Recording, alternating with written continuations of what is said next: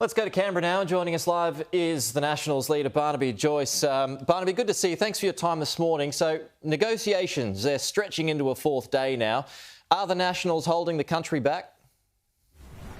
No, Pete. I think what we are doing is we've been very open. In fact, yesterday in question time, I clearly stated that this process will conclude within the National Party within the week. And obviously then we'll have a discussion with the Prime Minister. It has been conducted by a committee within the Nationals Party, David Littleproud, Bridget McKenzie, Pitt and Kevin Hogan. To be quite frank, I'm at arm's length to that. The reason we do that is because we want a methodical, prudent approach in how we deliberate over a decision which will affect us now for 3 decades into the future if we go forward with it, if the Nationals go forward with it. And I believe that, Pete, means that it's incumbent upon us to be diligent, to make sure we understand the views of our constituency in regional Australia, which we exclusively represent, and gives us the capacity to go back to them and explain any decision that's made. I also acknowledge that the Labor Party's approach is basically, they've gone out and said, we're buying it, and people said, well, what are you buying? And they said, well, we don't really know. And what are you paying for it? And they say, well, we don't really know.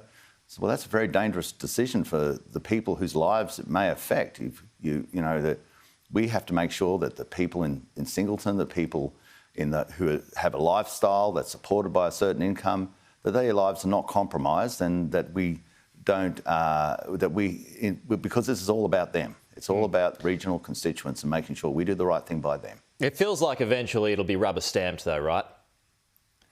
Well, that's maybe some people's views, but I wouldn't say this is no pantomime. That we wouldn't go through this if we weren't mindful of a whole range of outcomes. We're not here just to waste our time, to put ourselves under pressure for no apparent purpose. We do this for a purpose, and we are doing that. And I don't think, even to my Liberal colleagues who I respect greatly, I've given any inclination in any way, shape or form of any outcome. So look, so by the end of, well, you said by the end of this week, so more likely the start of next week after you meet on Sunday. Is that probably a more realistic time frame? Well, I want to make sure that our party room is truly respected. The Nationals are the most democratic party in the Parliament of Australia, without a shadow of a doubt. And that's seen through the course of these events, that we are making sure that everybody gets the opportunity for their say and for their effect on something that will be taken back to their constituency. We are always prudent and diligent because we were the ones who were totally swindled during the Kyoto negotiations. And if people say, well, why are you so apprehensive this time? Well, the reply to that is because in the first instance, you basically stole an asset off us. You went onto private land and took a private asset, didn't acquire it because that would require payment. Took it without payment and said, hooray, we've just met all our accords, met our targets. Well, obviously, because you did it with a stolen asset. Matt Canavan told me yesterday that net zero by 2050 would have major implications at the next election, giving fringe parties such as Clive Palmer, One Nation 2, time to kind of rally the troops and organised.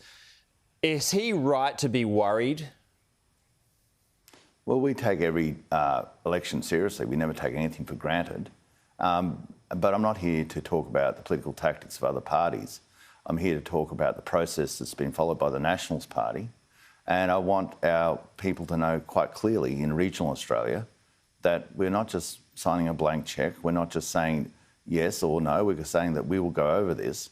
We'll make sure that at the end we are comfortable that we have been part of the negotiations that we believe give greater protections to regional people. Now, whether people accept that or not is a decision for others, but that is what we are doing.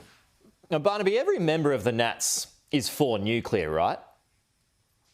Well, I don't know whether every member of the Nats is for nuclear. I mean, I can't... Majority, would you say? Yeah. Well, I'm not going to talk for others. People know that I'm for nuclear power, and I don't... that has been my view for years, basically. I'm just curious. Why not make that part of the negotiations?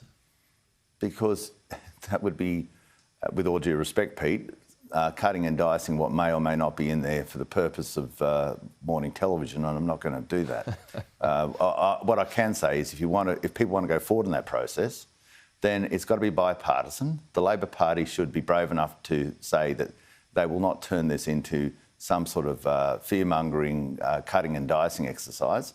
They choose not to do that, and therefore it stymies the process. As soon as the Labor Party says, and I know the right wing of the Labor Party to give them their dues, the right wing of the Labor Party are on board with nuclear, and therefore I think this nation's getting closer, but it requires the Labor Party to be brave enough and statesman enough to say, if you want baseline, reliable power, then nuclear has to be in the mix. Now, whether you pick it or not, it is the problem at the moment, because you can't even make a decision that way because of legislative restrictions. And now that is up to the Labor Party if they want to show that they have the capacity to be statesman enough to say, well, we'll do this in a bipartisan way because it's a good outcome for the nation. But they choose not to do that, so it's stuck in the mud and going nowhere. It might calm Matt Canavan down, though, if that was part of the negotiations, if that was in the mix. Well, Matt is also very aware of the process that this for the Labor Party and for our opponents. I'll turn into a political hobby horse and a fear campaign, a medic scare, nuclear scare, fear campaign. That's completely removed from the facts of where technology is now with nuclear. And I think the Australian people, I certainly see it in branch meetings, or I see it even when I go into public forums. I don't know. The feeling I get, and maybe I'm completely wrong, is that the people's perception, with taking into account the new technology, such as small modular reactors, has moved on now. But we can't move on until the Labor Party is brave enough and statesman enough to say, OK, let's, on behalf of our nation, let's make a decision for reliable baseload, zero emission power. But the Labor Party choose not to do it, and we know full well that they would just make a political hobby horse of it if we took it into the Parliament. So it's stuck in the mud because the Labor Party is stuck in the mud with it. I've got to ask you before you go, Barnaby, these changes that the UK has moved towards overnight, part of them is that it wants to end the sale of gas and diesel cars by 2032. What's your response to that? And would that time frame work here? Well, geographically, the UK is a smaller to medium-sized island off the coast of Europe. We're a continent in the south of the Pacific.